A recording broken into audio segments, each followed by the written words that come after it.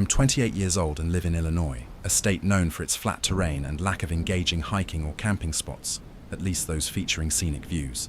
This year, I decided to go camping for the first time in a secluded forest, believing it would be an ideal beginner experience, as the land was flat and the trail mostly straightforward, leading to a small pond at the end for a nice view.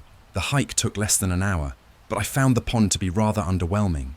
It was tiny and surrounded by muddy terrain, prompting me to set my tent further back into the forest where the ground was drier. After spending an hour or two, I found myself feeling rather bored. I opted to take a stroll around the pond to see what was nearby. Upon reaching the other side, I realized there wasn't much of note. The forest was peaceful and beautiful, yet lacking any distinctive landmarks, making it all feel quite uniform. As I made my way back to my campsite, the sun was mostly down. I had brought along a small fire starter, so I used that to ignite a campfire and heat up some food. Shortly after sunset, however, I noticed a light by the pond. It was positioned within the trees, right where I had walked earlier, and I was certain nothing had been there just an hour prior. While the thought of sharing the forest with a stranger, or possibly multiple strangers, was unsettling, I reasoned that given the limited camping trails, the odds were relatively low. I continued with my evening, glancing occasionally across the pond. As night deepened, the light, initially resembling a campfire, became clearer. I realized it was a flashlight or some sort of mechanical source of light. I wasn't sure how to interpret this new detail, but after another hour, I noticed from the corner of my eye that the light had started to dim and eventually flickered out. I stared into the dark, empty forest across the pond for a solid 10 minutes, waiting for the light to return. But it never did. Chills ran through me, although I still couldn't quite comprehend what it might imply. The rest of the night passed quietly, and as far as I could tell, nothing occurred while I was asleep. In the morning, I readied myself for another walk, still preoccupied by thoughts of that light and eager for answers. I made my way around to the opposite side of the pond, where the light had originated, and began to look for clues. It didn't take long for me to discover the source, a hefty flashlight abandoned in the grass. The batteries had died, but the flashlight seemed quite new, with no visible scratches or signs of wear. I scanned around the area but found nothing else to hint at someone having been there. After contemplating for a moment, I decided to leave the flashlight undisturbed and began heading back to my camp. Everything halted when I caught sight of someone across the pond, standing by my fire pit in the midst of my campsite. Then, another figure emerged from the trees to join him. They appeared to be two adult men, but that was all I could discern from my position. Fear left me too frightened to yell or say anything, so I simply watched as they wandered around my site, inspecting my belongings. One of them paused and turned to face the pond, scanning the tree line where I stood before briefly locking eyes with me. Although it was just a moment, it sent chills racing through me. I then spotted the man exit my campsite, moving between the trees. For a brief instant, he vanished from sight, but I managed to catch a glimpse of him sprinting through the forest. I ran deeper into the woods, heading in the approximate direction of my car, grateful for the slim chance they wouldn't find me. I felt continuously terrified, and for about 15 minutes I sprinted until I stopped and realized where I had to go. Luckily, I arrived safely at my car but left everything behind. To wrap it up, nothing more occurred afterward. I filed a report with the police, but it led to nowhere significant. The flashlight haunts my thoughts often, stirring questions about whether it belonged to those men or someone else entirely. I hope the flashlight was merely a ruse they used to lure me away from my camp, but if that were the case, why would they then pursue me? I keep attempting to comfort myself by reasoning that it was solely a robbery with no ulterior motives, but deep down, I know I came dangerously close to not escaping that forest.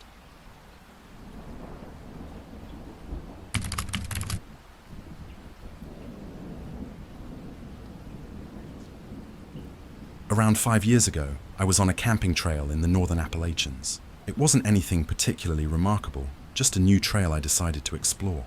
I had navigated several trails in this mountain range previously, and was confident in my hiking and camping abilities.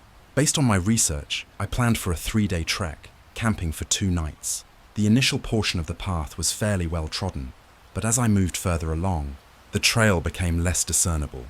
I kept progressing until a few things caught my notice, leading me to question whether I was still on the right path. I referenced my map, compass, and some directional notes I had made on my phone during my preparations. After examining everything, I was 90% sure I had strayed onto a different trail. yet the map indicated no alternate routes in the area, which left me uncertain about my whereabouts. I decided to turn back and attempt to find the correct trail again, but it was growing darker, and I felt apprehensive about venturing off and becoming more lost. As a result, I set up camp where I was. I didn't bother with a full setup. I simply pitched my tent and settled in. Bundling myself in my sleeping bag, I quickly fell asleep. A few hours into the night, I woke up, likely due to needing to use the bathroom. Upon unzipping my tent and stepping outside, I noticed a flickering glow in the distance, an unmistakable campfire. My immediate thought was that someone had coincidentally taken the wrong path too, but then reality set in. The likelihood of that was incredibly low. It was around 2 a.m., so having a fire ablaze at this hour felt exceptionally unusual. Knowing I wouldn't be able to rest comfortably with someone nearby, I devised a plan to start my own fire, hoping to notify them of my presence. If they were planning something sinister, perhaps my fire would signal that I was awake and watchful. I managed to get a blaze going bright enough for them to see, only for them to extinguish their fire a minute or two later. My face went cold. There was no way this was a mere coincidence. That night dragged on as I kept vigil, frequently checking for any sign of whoever was out there, but I saw nothing else. As morning arrived, I began to roll up my tent and prepare my gear. My curiosity got the best of me. If they were also campers, maybe they could assist me in finding my way back. With my handgun holstered to my chest for safety, I cautiously approached the site, only to find it empty. Clear signs of a fire remained, along with numerous shoe prints scattered around. Not far off, I spotted a small hut or perhaps a cabin, not a temporary structure. Carefully, I moved closer to check inside. The interior was old and musty, but it was packed with camping gear, tents, hiking sticks, bags, everything a hiker would need, and not just low-quality items. Items piled haphazardly suggested that they weren't all from a single person, or even from a particular time frame. Some gear looked relatively new, while others appeared quite aged. Feeling an unease wash over me, I turned away and began to make a hasty exit. Miraculously, I stumbled upon a boulder I recognized from earlier, and from there, I navigated back to the proper trail. I took that path back to my starting point and got out as quickly as possible. I notified the police just in case, although nothing resulted from my report. I doubt they ever searched the area, but I strongly suspect those who were out there were stealing camping equipment by luring individuals off the main path. I have no idea how they managed it, or if anyone who fell victim ever escaped, but I believe I was very close to discovering the truth firsthand.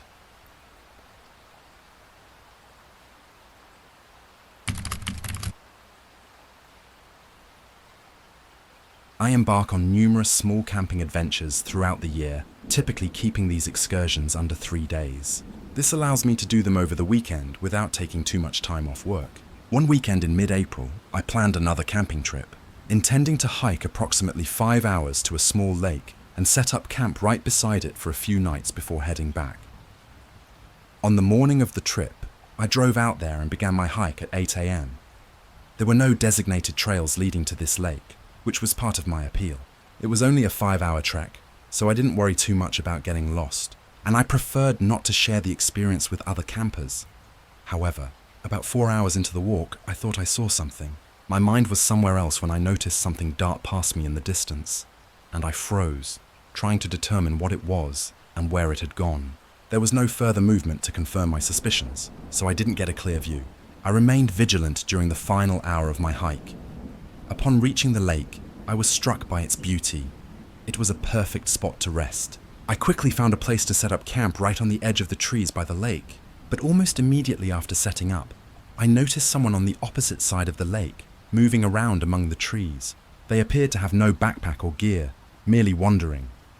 I searched for their campsite, but it was nowhere to be found. After a minute, they disappeared into the woods and did not return. This sight left me slightly on edge, knowing I wasn't the only person at such a remote location. Was there really someone else out here? Choosing to remain at my campsite for the evening, I started a small fire as night began to fall. I kept it small, not wanting to draw unnecessary attention. Though it had been nearly 4 hours since I spotted the person, unease still lingered in me. I heated up some food and ate, eventually pulling out a book to pass the time. A few pages in, however, I couldn't shake the sensation that someone was watching me. I rationalized that my mind was simply being paranoid due to earlier incidents, but soon I couldn't focus enough to read. I stowed the book back in my tent, prepping for bed. Just before extinguishing the fire, I gave one last look around. About 15 yards away stood someone, still as a statue. Although it was dark, there was no mistaking that they were observing me. We held each other's gaze for what felt like a whole minute before the figure began to retreat, still facing me, until they melted away into the shadows. I was left trembling. What were their intentions? Were they planning to return? I stoked the campfire larger and remained wide awake throughout the night. At dawn, I packed up quickly, eager to leave. The thought of spending another moment at that spot was unbearable. As I hiked back, I could have sworn I heard footsteps trailing behind me on several occasions. Even now, thinking back, I can feel the anxiety that gripped me during that trip. I still question what that individual wanted, who they were, and what they were doing there. Given how they stalked me, it couldn't have been anything good. If I had stayed for another night or opted to sleep in the tent, I'm almost certain I wouldn't be here today.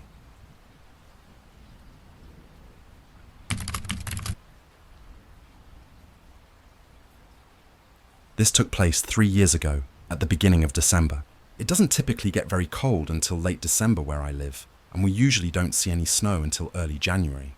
I'm an avid camper, so I try to fit in as many trips as I can before winter arrives, blocking me from going out for several months. For the first weekend of December, I scheduled some time off work to fit in one last camping trip. I chose a location about an hour north of where I live. Knowing it would be slightly colder there, I figured it wouldn't make much of a difference, especially since I had camping gear rated for cold temperatures. I left in the morning, arriving at the trailhead just a couple of hours after sunrise. 2 other cars were there, a regular-looking minivan and a truck that appeared to have been off-roading, covered in mud and scratches. I parked and started down the trail. It was definitely chilly, so I put on my jacket and hat. Not long into my hike, I passed an older man and his child, who seemed to have camped the night prior, accounting for one of the cars I saw. When I finally reached the campsite, I expected to find at least one other group or individual, but the area was deserted, just a flat grassy space near a flowing pond with no tents or other people around. I set my tent up on the edge near the trees. For a while, I wrote in my journal, but as the day wore on, the temperature dropped significantly. I stood up and built a campfire to keep warm. Not long after I got the fire going, someone else came walking down the trail.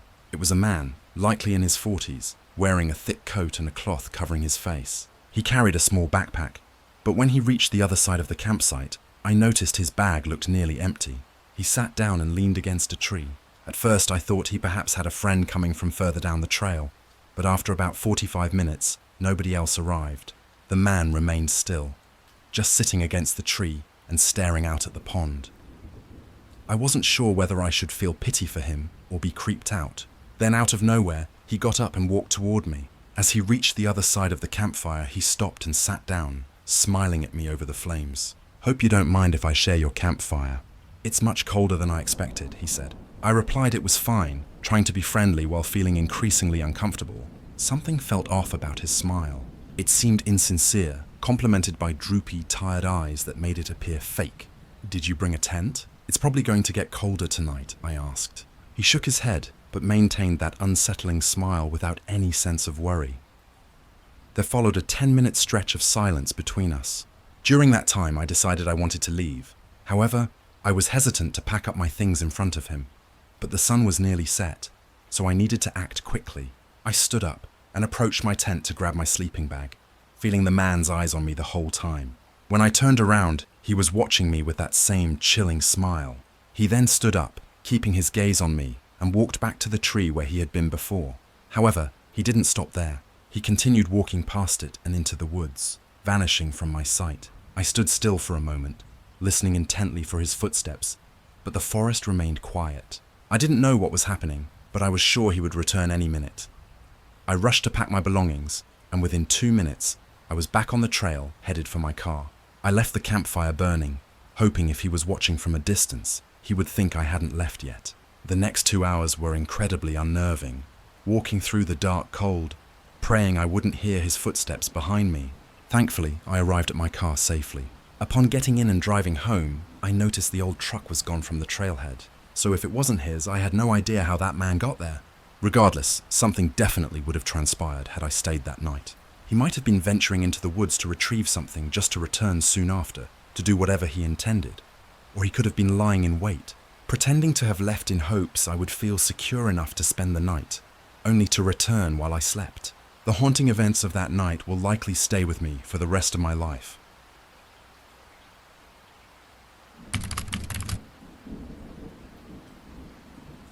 This happened a while ago. I want to say 2014.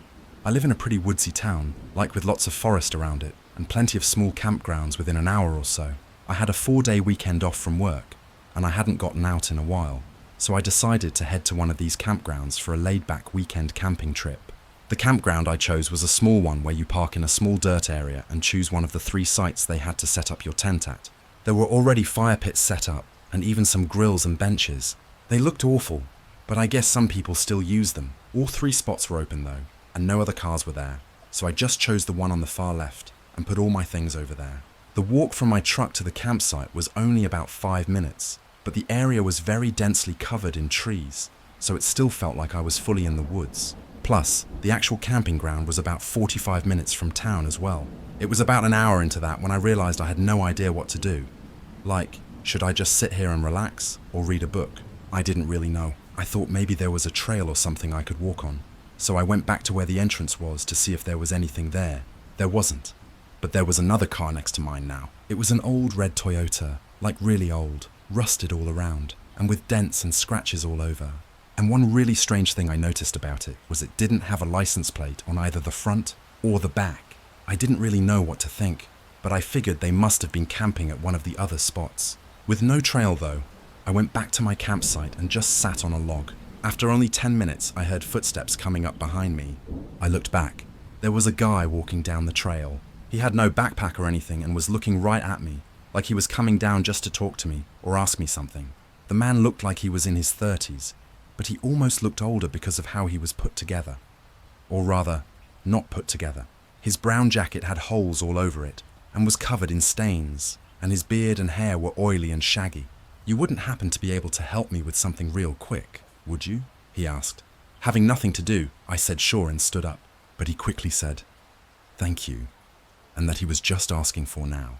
He still had some things to do first, but he was going to come back in a little bit and get me when he needed a hand. I said okay and he thanked me again, then walked away. I wasn't too sure why he came by if he didn't need me right now, but I figured he probably just had to unpack his car first and would be back in 10 or 15 minutes. I sat and waited, but a half hour passed, and then another. By then, the sun was going down, and I thought he must have gotten it done himself, whatever it was. 2 hours later, I'd completely forgotten about it. I had the fire pit lit up and was making my dinner when I heard footsteps behind me again. I looked back, but this time it was eerily dark. I could hear his footsteps coming down the trail, but he was completely covered in darkness. I couldn't even see his silhouette. I listened to the crunching steps against the gravel slowly make their way into the light of my campfire. It was the same man, just as I thought. I didn't understand why he came back though. It was so late now. "Hey, you ready? Just need a little help still," he said. With what?" I hesitated. He noticed my hesitation. "It'll only take a minute. You aren't busy by the looks of it," he said, jokingly with a smile. But it felt odd, like he was being pushy. He also avoided my question. My social awkwardness kind of failed me here though, because I nervously agreed, knowing I really had nothing else to do, and it was obvious he wanted me to. He smiled again and started leading the way. As we got further from my campfire, it got way darker, and I realized how odd it was that he walked here without a flashlight. It also felt strange following him into the dark. "Hey, so what was it you needed my help for?" I asked. He slowed down for a split second, like he was going to say something, but then he continued walking and didn't answer. I felt my heart rate spiking. My body knew something was wrong. Suddenly, the silence of the forest around me felt disturbingly eerie, like a calm before the storm. I began slowing down, trying to put some distance between us without it being too obvious. I only managed to get a few feet away before he turned around and looked at me. He had a creepy fake smile that immediately shifted into a frown when he saw me further away. He stopped walking, and so did I. Before I could say anything, I saw his hand reach down into his jacket, and I immediately turned and sprinted deeper into the woods, after just seeing the handle of what I could only assume was a knife. I could hear his footsteps pounding against the ground, and his heavy breathing as he chased me through the dark for probably a good 2 minutes. He started slowing down, and eventually, it was just the sound of me running through the woods. Luckily, I had my phone and keys on me, so I called 911. When they got to the camping grounds, only my truck was there. The red car was gone, and so was the man. I described everything for them. Both the car and the man had such a distinct look. But that information wasn't enough. I think it's pretty clear what was about to happen that night. But there doesn't seem to be any reason why, aside from the fact that I was camping alone. The way the man waited until night to try it, and how he came by during the day so that I'd be more likely to follow him later, is terrifyingly manipulative. I'm worried others may fall victim to it, or possibly already have.